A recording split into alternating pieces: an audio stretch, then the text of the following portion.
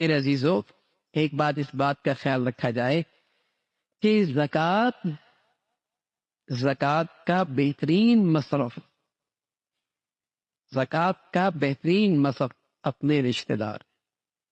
ارد گرد دیکھا جائے، جو ضرورت مند ہے تلاش کیا جائے اور انہیں اس کی زکوٰۃ دی، یہ سب سے بہترین مصرف ہے۔ زکوٰۃ کا فریضہ بھی ادا ہوگا اور دوسرا میرے عزیزو صلہ رحمی کا ثواب بھی، صلہ رحمی کا ثواب بھی، اور دوسرے نمبر پہ زکوٰۃ کا سب سے بہترین مصرف، زکوٰۃ کا سب سے بہترین مصرف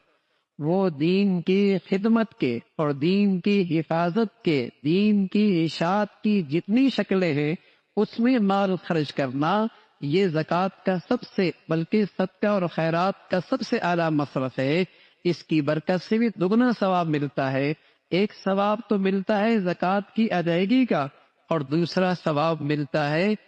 صدقہ جاریہ، دین کی اشاعت اور حفاظت کا۔ بلکہ جتنی بڑھیا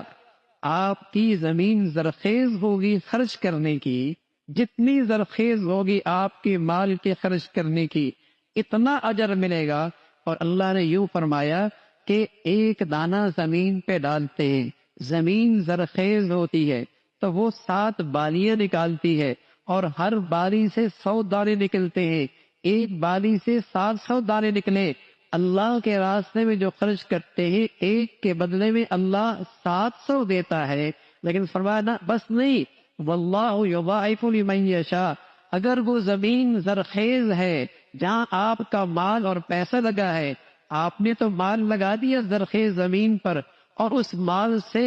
ایسا آدمی تیار ہوا جس نے سینکڑوں حافظ تیار کر دیے، جس نے سینکڑوں گھروں کے اندر قرآن کا نور پہنچا دیا، جس نے سینکڑوں دلوں کے اندر ایمان کی روشنی پیدا کر دی، جس مال سے سینکڑوں اسلام کے دائی اور خادم پیدا ہو گئے، جس کی برکت سے اسلام کے مبلغ اور دین کے خدام پیدا ہو گئے، آپ کی نے مال خرچ کیا ایسی زرخیز زمین پر، تو اللہ کہتا ہے واللہ یضاعف لمن یشاء، پھر تو 700 گنا نہیں، اتنا بڑھا دوں گا جتنا پھر اللہ چاہے گا،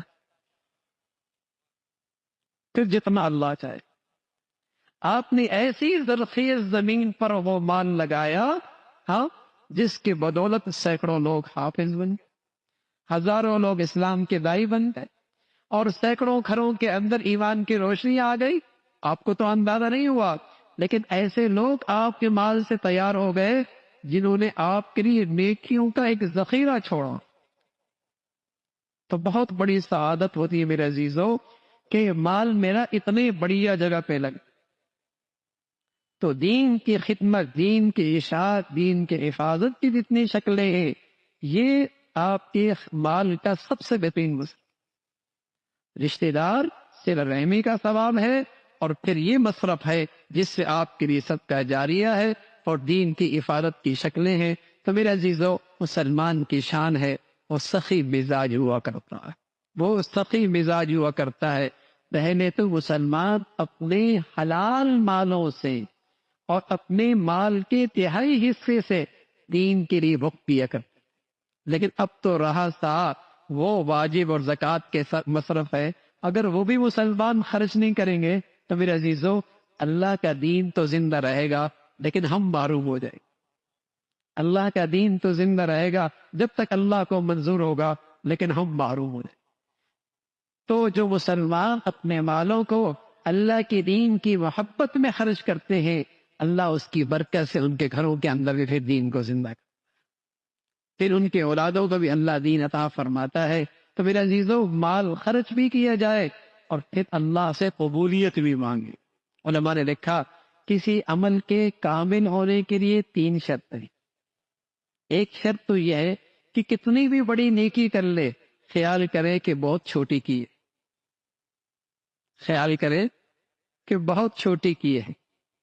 اور دوسرا یہ کرے کہ جس قدر مخفی نیکی کر سکتا ہے کرے۔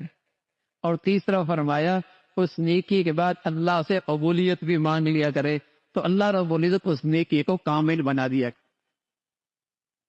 اللہ اس نیکی کو کامل بنا دیا کرتے ہیں۔ تو اللہ رب العزت بھائی ہمیں مال خرچ کرنے کی بھی توفیق نصیب فرمائے اور اللہ اسے قبول بھی فرما لے.